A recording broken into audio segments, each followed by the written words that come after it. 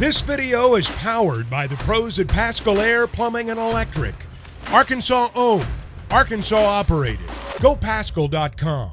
Tom, I thought you had some of the best questions of the press conference yesterday as we welcome you in here on the McLarty Daniel Hotline. Appreciate you making time for us as always. And when there were some issues, of course, on Saturday night. They had red zone stuff, penalties, mental mistakes, the timeouts. Of those three I just kind of listed, what do you think hurt the team most in Baton Rouge?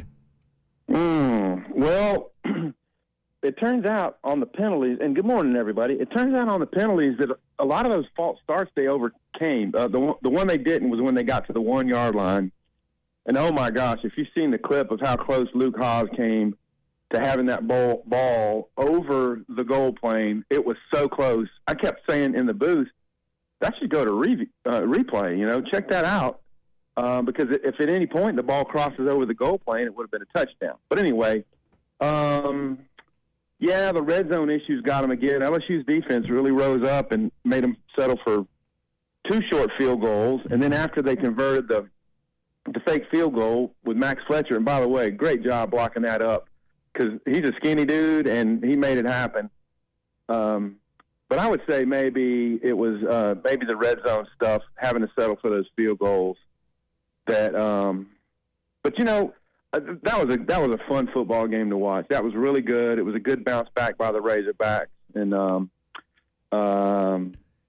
so here they are, 2-2, and everyone probably thought they'd be 3-1 at this point, and huge game against A&M coming up. Now, Coach addressed the penalties, some of the stuff they were doing yesterday and this week to fix it. Tom, is it in your opinion, they're last in the SEC right now, can they fix these costly mistakes in the next 8 games? Well, they can get better at them. You don't ever go through a game and not really draw any penalties, but it was a combination of, there was a lot of noise, and then by the time they sent in their plays and were trying to get situated, sometimes the clock was running down, and on the drive that featured the fake field goal, they had to use 2 timeouts, and it was their first of the second half.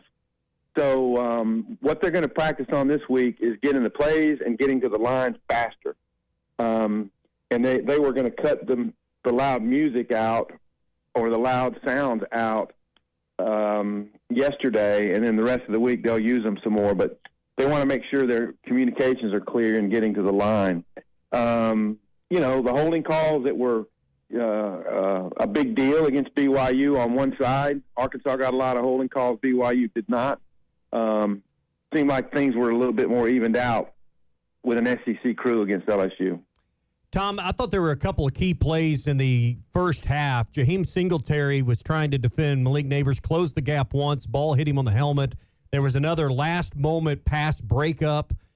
I just think about how that game may have played out differently if good timing and good fortune didn't fall their way. Singletary wasn't playing the ball, but, man, when that ball hit him on the helmet, that was a big break for the Razorbacks that could have turned into a score. There was another, like I said, play that I thought those were 2 plays that get hidden in all the other storylines, but that were critical for kind of crafting and shaping the story of the game. Yeah, it's interesting when you think about it. So LSU knew it had a big advantage with Neighbors. He's got great speed. He's just a tremendous receiver. And it turned out Brian Thomas had a big day too. But they got to the matchups when Arkansas went in man. It's like they found them. But interestingly enough, Jayden Daniels had a huge game. But think of the number of big deep balls that he underthrew. Mm-hmm. Thomas's touchdown in the third quarter. That ball was so badly underthrown that allowed Singletary to catch up, and then the ball popped in the air, and obviously the play made SportsCenter because, Thomas kept his concentration, he caught it, and then Hudson Clark went flying by, and he made a touchdown out of it. But the one you mentioned hitting his helmet and a couple of others, the balls were underthrown. But, hey, look, Jayden Daniels is spectacular talent. LSU, Arkansas really, for almost a complete half, confused them, kept them off the field and possessed the ball and did a great job with ball control. It's just they needed to convert those into touchdowns, and if they had, there would have been a lot more pressure on LSU. Yeah. Offensive line's obviously taken a lot of heat, had a lot of attention over the course of the first 4 games. 4 sacks given up, a quarterback hurry or two, but by and large played a much better performance this past week, particularly in run blocking. Had a huge improvement from week 3 to week 4, and I think a lot of that is maybe trying to get settled on a 5, and the Devin Manuel and Andrew Chamblee at left tackle deal is going to keep going. But I agree with you.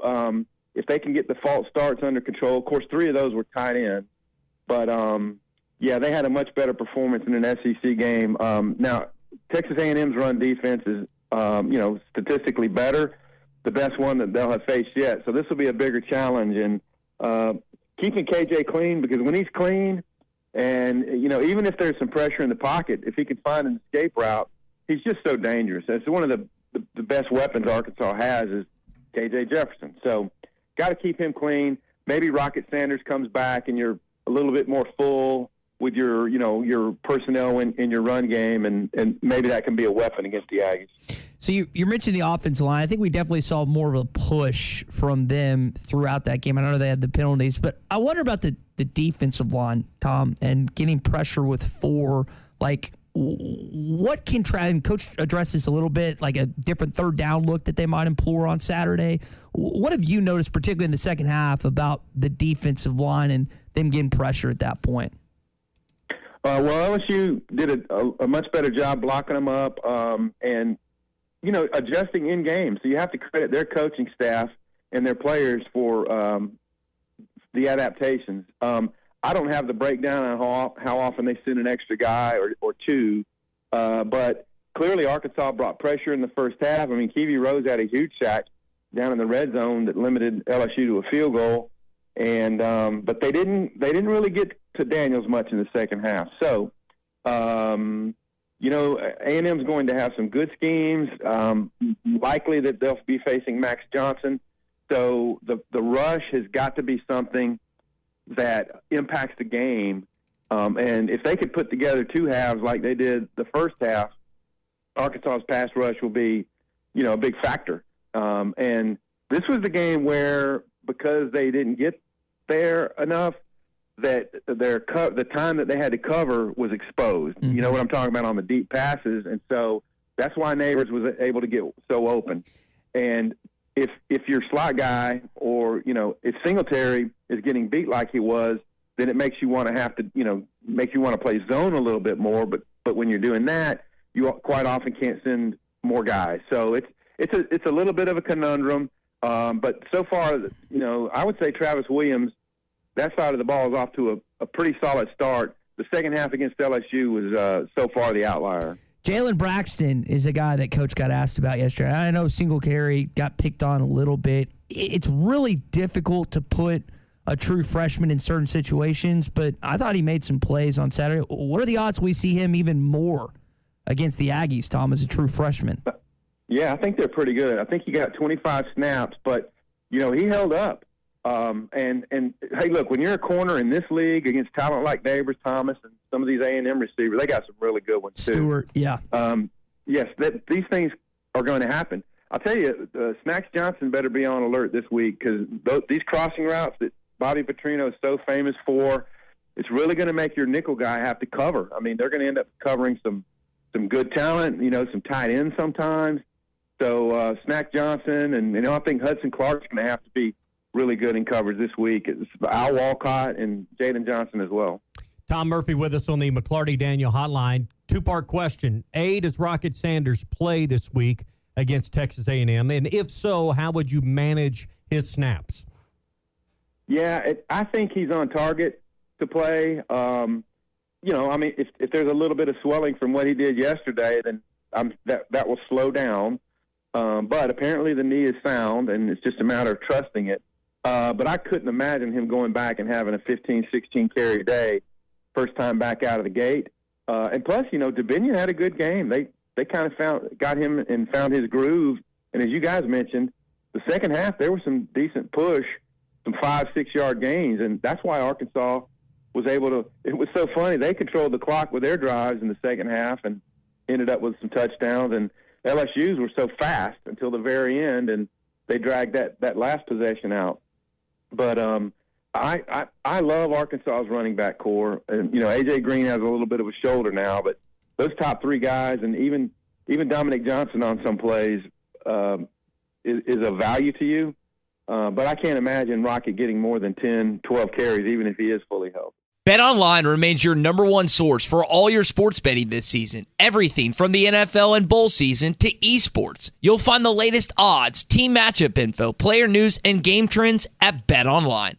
BetOnline features live betting, free contests, and live scores for almost any sport or game imaginable.